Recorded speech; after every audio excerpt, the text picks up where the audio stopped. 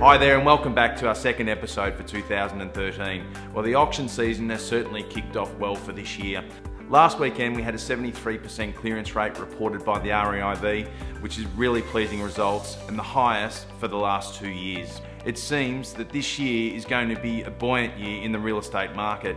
These results, along with the stock market now for the past couple of weeks being up above 5,000 points, suggests to us that the back end of the year is going to be extremely strong. And to all buyers out there that are looking to get into the market, I would be suggesting that you do that sooner rather than later, or perhaps have to pay more than you'd hope.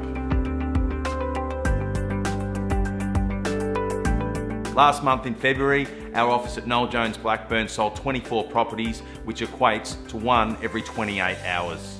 Now let's have a look at some of the properties that sold. 36 Katrina Road, Vermont was a character 4-bedroom weatherboard home that featured in the Age as Domain's House of the Week and the Leader House of the Week also. It saw over 100 inspections, 4 bidders on the day, and although passed in on auction day, sold 15 hours later for $10,000 more than was offered at $780,088. 3 Jollymont Road, Forest Hill was a tastefully renovated Balinese-inspired home. 3 bedrooms, 1 bathroom and 1 car. It was also inspected by over 90 groups throughout the course of the campaign and sold for $621,500 prior to auction, well over the owner's expectations. 3 at 87 Albion Road in Box Hill was a brand new townhome that was finished to a superb standard. It had 3 bedrooms, 2 bathrooms, a double car garage in a central location and sold for $835,000. Last episode, I promised to introduce Katrina Maes from Staged Homes as a special guest on the show, and today we welcome her. Welcome to the episode today, Katrina. We really appreciate your time and thank you for that. Thanks for having me. What are some tips for the viewers on staging their home for sale?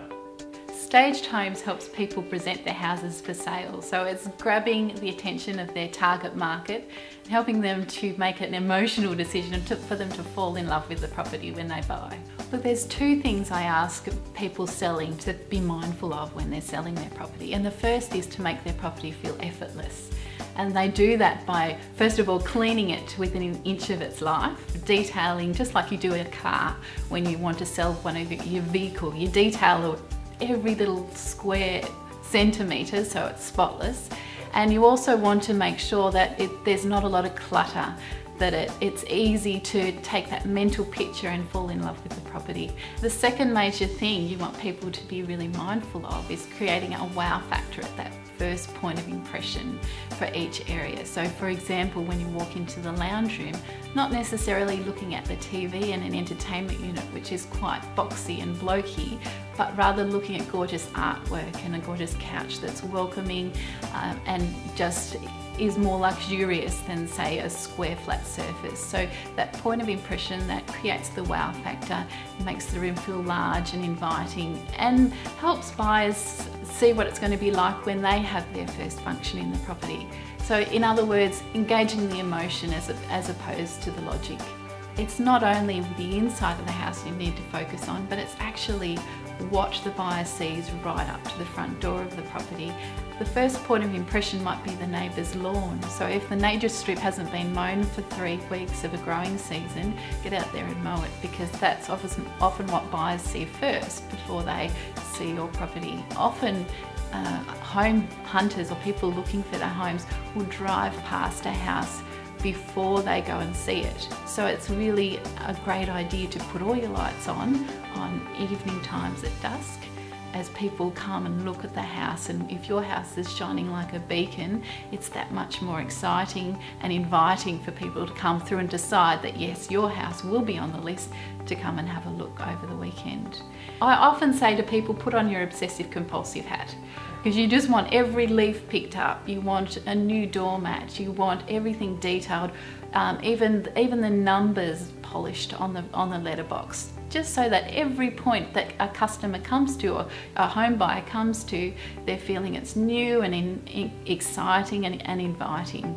Then when you move inside, you want your entry to be just an introduction to what's coming to the rest of the house. Then you often come to a formal living room, if possible, media free, no TV, and all about lifestyle, inviting people over. Lighting is really important in these rooms, so even in the middle of the day, having that floor lamp on and the table lamp on adds that mid-room glow and ambience, which is beautiful and inviting. I often get a question as far as, do we dress a bedroom as a study, because we don't have a study? And my theory is that a bedroom is always worth more than a study, because technology these days, we can have a study anywhere. The trick to bathrooms is first of all taking away any personal products, because the worst thought is going into someone else's shower. You want a new feeling about it, and the way to do that is to clean it again, detail it to an inch of its life, but then bring in a newness about it. And the bathroom might be 50 years old, but if it's clean, you've got new towels, you've got some sort of fresh flower or plant and fresh soap inviting people in. No one else's toothbrush or hair products or soap, or it's all new and fresh and clean. Again, that's easier for buyers to imagine themselves there. Now, kitchens, when you get to your kitchens, if you can, it's always great to have stools at the bench. It represents that other meals area, and to focus on one or two key or accent colours. And what happens if you have a bowl of all the one fruit, like green apples or red apples, and then accent it in another corner with the same colour, the eye naturally goes from accent point to accent point. It follows along the bench and it takes in all the attributes of that kitchen. So we offer a range of services that pretty much meets you and your property where you're at. For example, some people only need a consultation, and that is going through their house cupboard by cupboard, room by room, and just deciding what to put away, what to pack away, and what to keep. The second thing we do is fill in gaps for people, and we call that our mix and match package, where we, for example, bring in modern artwork or lamps or cushions or mirrors, and sometimes linen, just to lift a room and tell it a different story. And then the last thing we do for people is, if say they've moved overseas or it's been newly renovated, or for developers, we go in and deck the whole property out, and that's our complete stage. Katrina, what is it that you love about what you do? There's two reasons I absolutely love what I do, and the first one is having that creative outlet and being able to put together a house and turn it from a blank canvas into something beautiful and have it done in half a day is awesome job satisfaction. But more than that, way more than that, is just being able to help the ordinary mums and dads get that extra amount for their property. I've had clients that have come back to me once their property is sold and said that the mum hasn't had to go to work for the next year because they got that extra 40,000, which was her wage for the next year, which meant that the children didn't go into daycare, and she just wanted that extra year. So that was awesome. Thanks very much, Katrina, for joining the program today. We really appreciate it. Thanks so much for having me. And now we're going to cross to Martin Bennett from Bennett Financial Group for the financial update. My name is Martin Bennett, and welcome to our February finance update. Because of the current market activity, the RBA has decided to keep the interest rates on hold, and will most likely do so for the next couple of months. The major banks, however, have been aggressively reducing their fixed rates, down to as low as 4.99%. For those of you who are wondering, how can I predict which way the variable interest rates are going to go? A great way of doing this is to really follow the fixed rates with the lenders. As banks start to reduce their fixed rates outside of the normal activity, this is a great indication that they believe variable rates will continue to go down. So what does that mean for you? Well, if you're considering looking to fix your home loan at the moment, at 4.99% is a great rate. The key to success, however, when looking to fix your home loan, is maybe not to fix your entire loan. You want to have some flexibility there. So assuming you owe $300,000, you may look to fix $250,000 at 4.99% and leaving a variable buffer of $50,000. The reason for doing this is to hedge yourself against any dramatic falls in variable interest rates, and also to give you some flexibility with the home loan should you want to aggressively pay that portion off faster. Often when I speak to clients, I ask them, what's your #1 financial goal?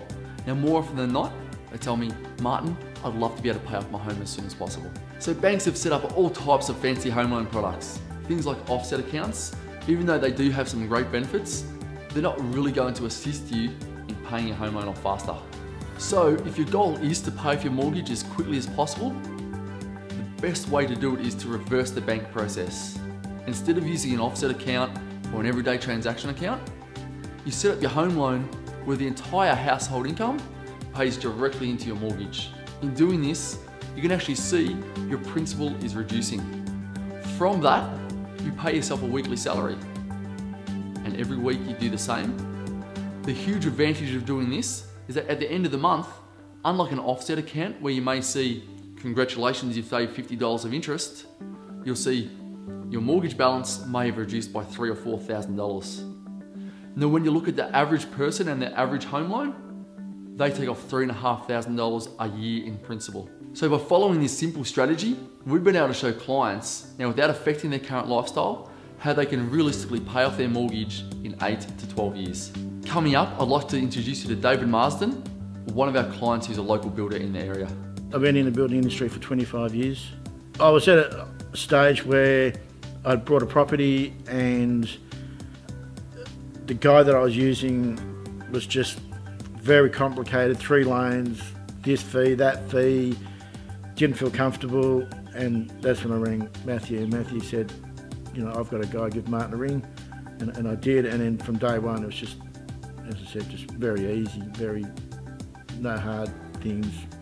I would use Martin anytime, I would recommend him. It was a very easy process, stress-free, yeah, just good. When you're involved in property development or buying commercial real estate, the finance deal can make or break the project. Arranging the right finance structure to meet your needs and the needs of your project is very important. This is where, with some of our commercial lenders at the moment, we're able to lend up to, in some cases, 100% of the project. That's it for this month. Please give our officers a call if we can be of any assistance. I look forward to speaking to you next time. Thanks, Martin, and thanks for watching. If there's ever anything we can do to assist, please feel free to call us at any time.